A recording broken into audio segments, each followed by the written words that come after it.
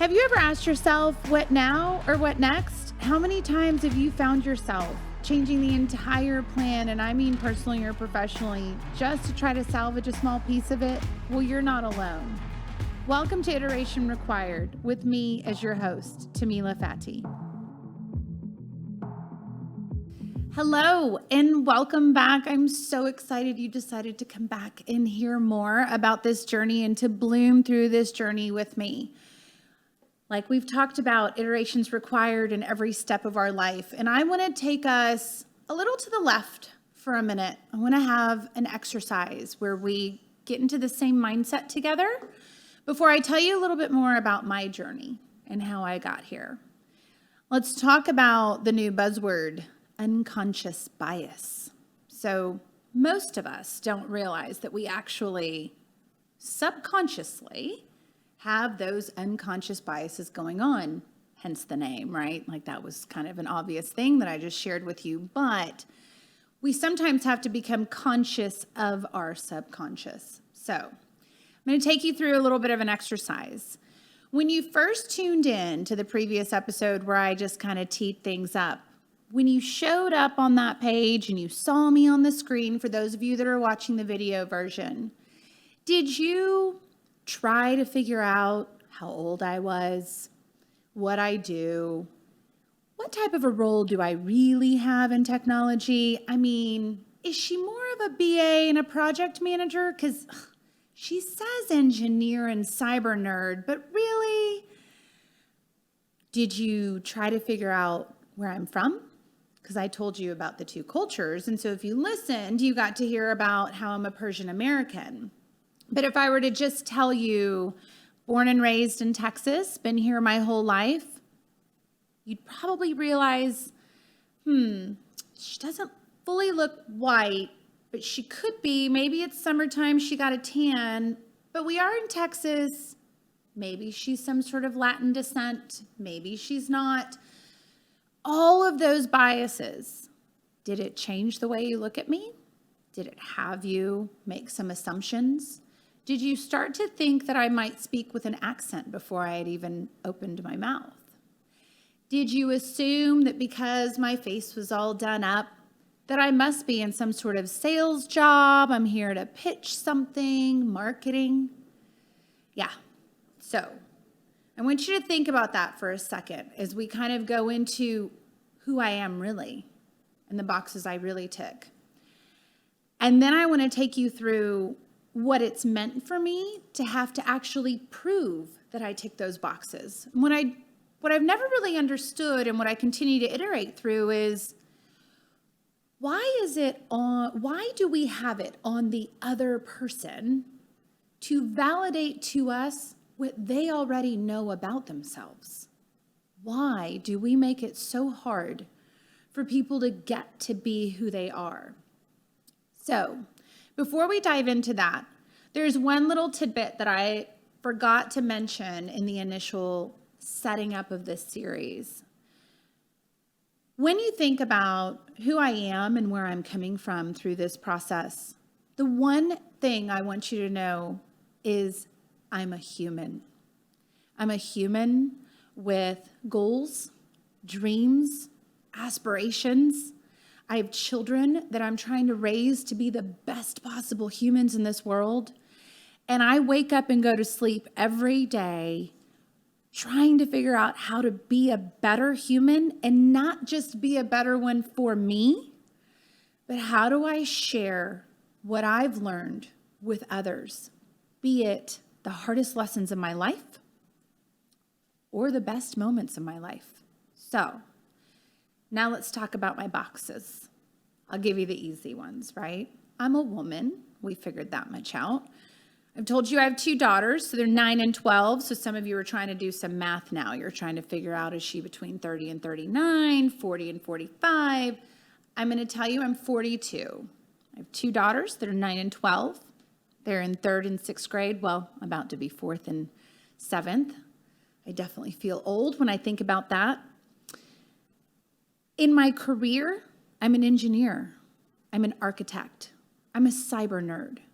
I wake up and go to sleep to articles about the latest breaches and the crazy things that are happening because I want to learn from them. I want to take that into my life every day and into my job so that I can teach the people on my team how to be better at what they do in technology. I am a makeup artist, have been for 22 years. I've done that on the side for many, many years, not because I needed the money, but because I needed the creative side of my brain to get to function. I've never been in sales, regardless of what everyone chooses to believe when they see me walk into a room. And I'm a Persian American that used to actually be afraid to say that. I grew up for many, many years afraid of admitting that I'm a Persian American because I was raised in an era and during a time where all of us know the story and the histories of the Iran-Contra scandal, the Iran hostage scandal, the revolution in Iran. And I'm in cybersecurity, so you know that I have heard every possible time that Iran is the one that caused a breach and they caused the cyber attack and they caused everything. So you better bet that when I was sitting in those boardrooms hearing about those instances, I definitely wasn't the one raising my hand saying, I'm from Iran or my family is and I'm first generation. I didn't want to tick that box. And so I typically, when anyone would ask me, where are you from? I'd start and end with, I'm a Texan, born and raised. And I'd leave it alone. I'd change the subject. But why? Why did I have to do that? Why did I need to be concerned?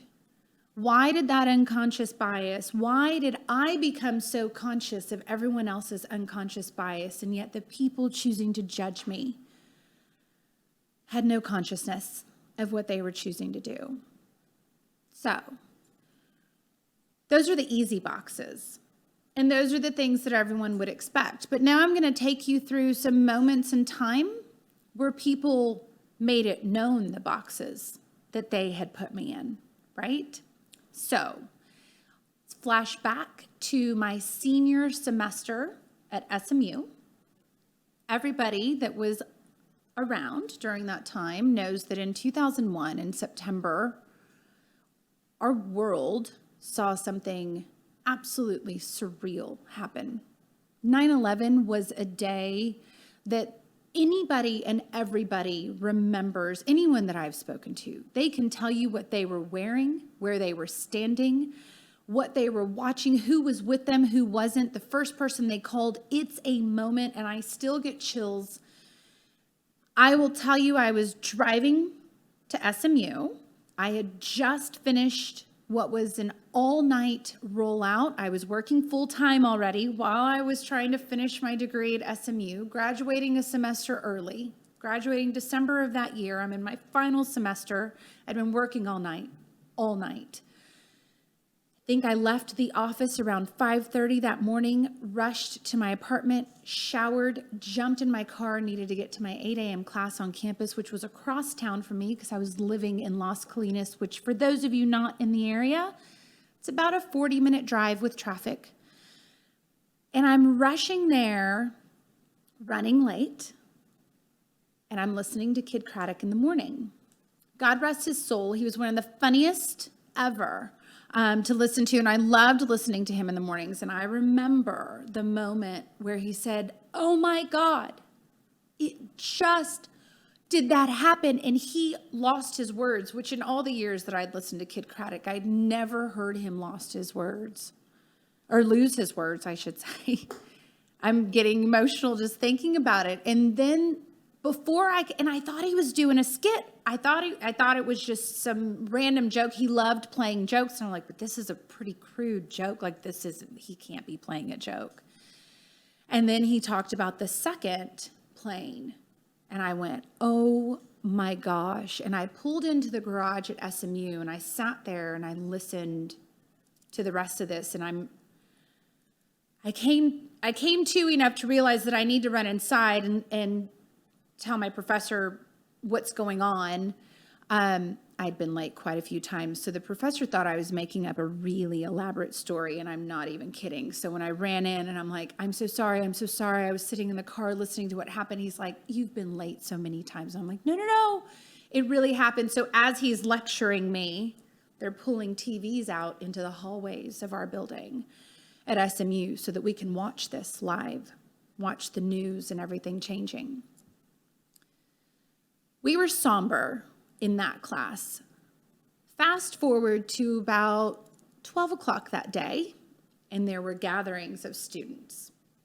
And everyone's doing the share. What are you feeling? There wasn't a single professor that had stuck to the syllabus that day. There wasn't a single one that was going to care about whether or not there was an exam to be taken. They let things happen. They iterated in the moment. And I remember standing with 20 to 25 other students with a couple of professors there. And they said, all right, let's go around. What are you feeling? And each person standing up and sharing their thoughts. And some were crying, some were still in shock. So then I stood up and shared what I was feeling. And before I could finish,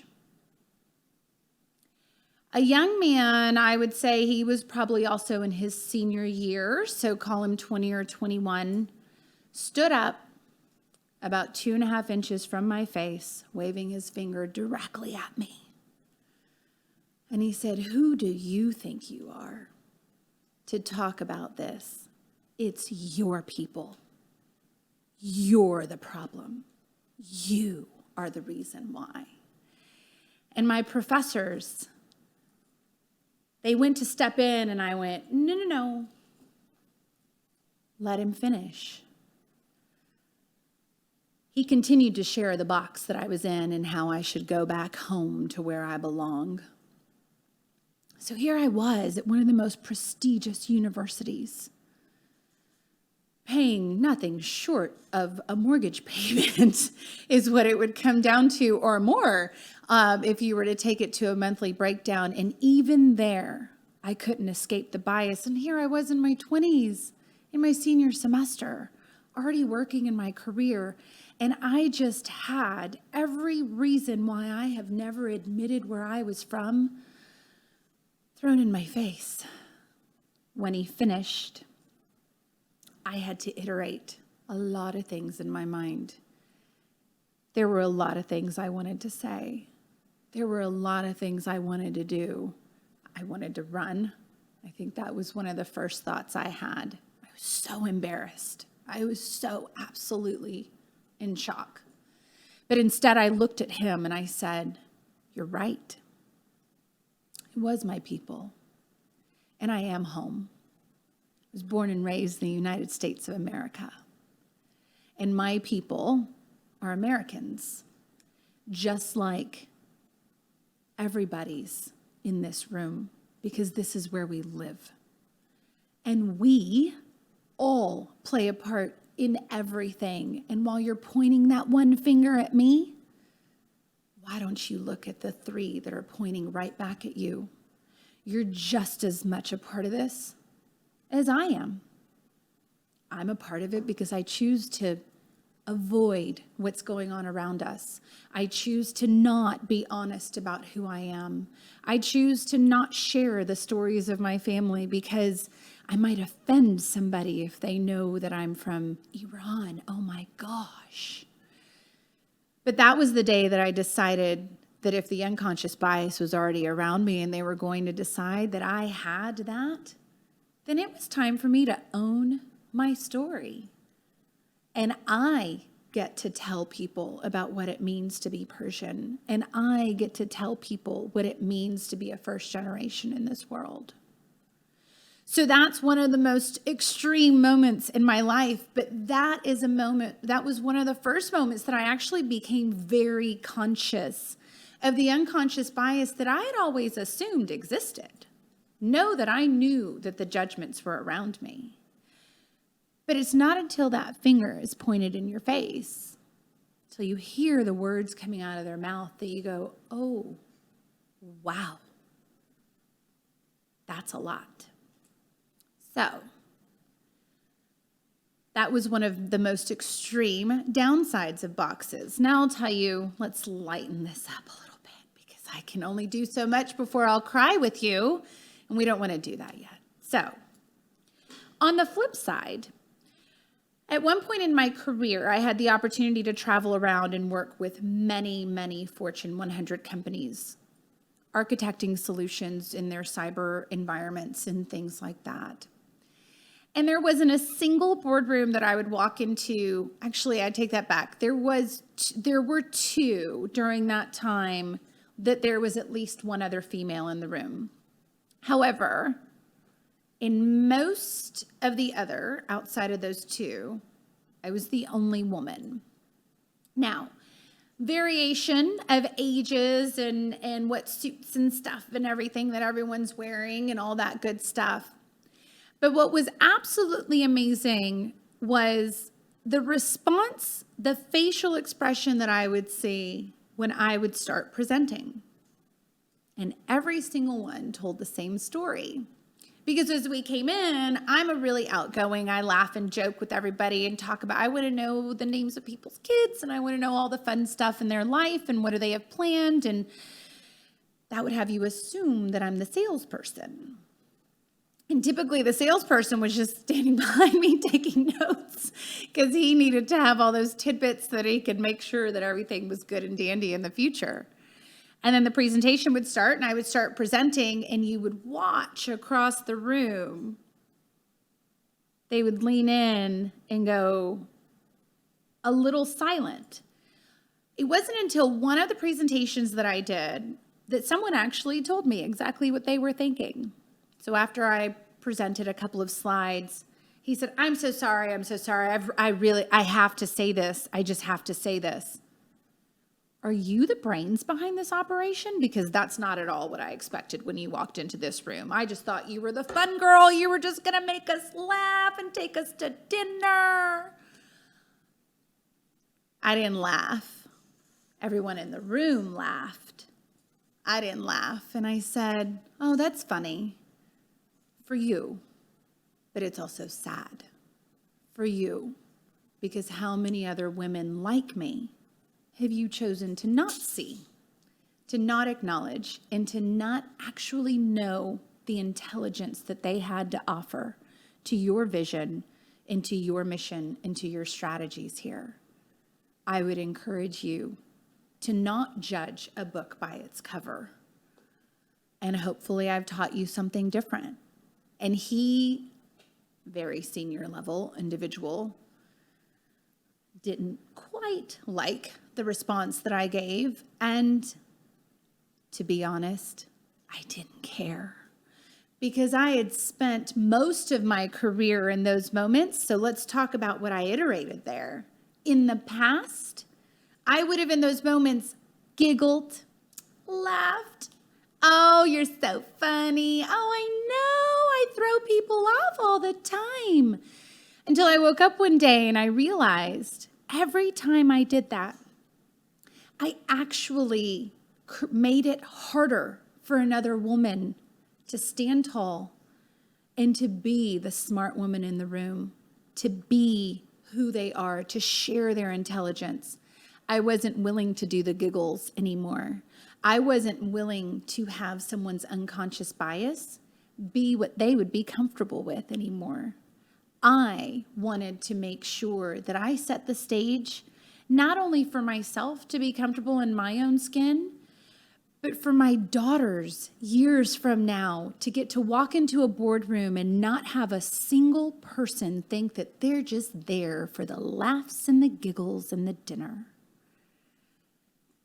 You know, in all my life, if there was anything that I can tell you genuinely would cause me pause, it was those moments.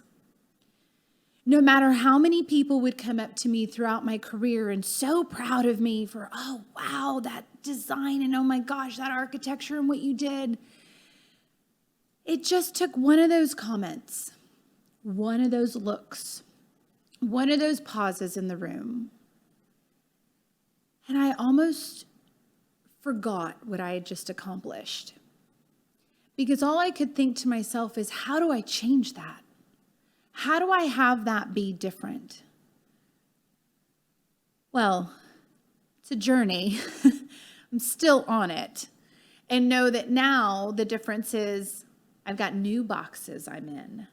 So now the box is, oh, she's so rude. Did you see what she just said? Can you believe she was that direct? How dare she? Does she not know where she is in this? But here's my question to all of you, and I'll leave you with this. Do you think that my male colleagues or any of my male peers have ever been questioned about their directness, their transparency, their tone? No. Chances are they've been called passionate. They're a leader. Do you see that natural born leader walking in the room? His charisma. See how he's commanding the room. But see, when people like me walk in the room and they choose not to smile, because I really don't all that often, because I'm an engineer. I'm analyzing my brain. I think I've got about 9 hamsters going at a time.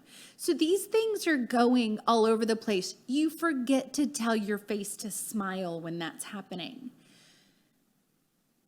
Which, let me tell you a pet peeve on that one real quick. The number of times I've been told on text message when I'm giving a presentation while I'm in the middle of something like this and I see a text pop up or an I am on my screen that I'm presenting from, smile, everybody's watching you.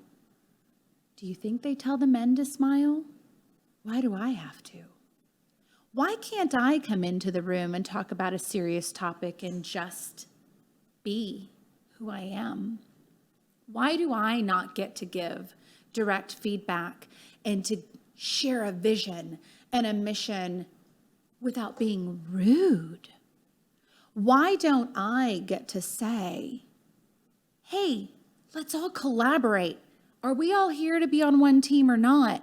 Without being the negative Nancy. But if a man says that, oh, we all jump in. I've watched it. I watched it in many of my roles. Many. I think the current role that I'm in is the only one that hasn't made me feel that way. But even up to the very last one, I will tell you, I walked into rooms being looked at as, oh, is she so-and-so's assistant? Oh, is she just taking the notes? Is she the project manager? Why? Why do we do that? So think about that the next time. I do want you to really be honest with yourself. Nobody else knows about the honesty you're going to have with yourself. This is between you and you. But ask yourself the next time you meet someone new, did you judge them? Did you make some sort of decision about where they're from, how old they are, what they do based on how they were dressed, based on their hair color, skin color, whatever it is, whatever your biases are? Be honest with yourself. Iterate through them. I know I have my own biases. I know that I walk into rooms and I'm typically expecting to be judged. And I have to choose to not see judgment every time I walk into a room. I get to choose to be me. And I ask that you create more space for everyone else to get to do the same. Thank you so much for joining me today and being part of this journey with me. And I look forward to our next session together. Talk soon.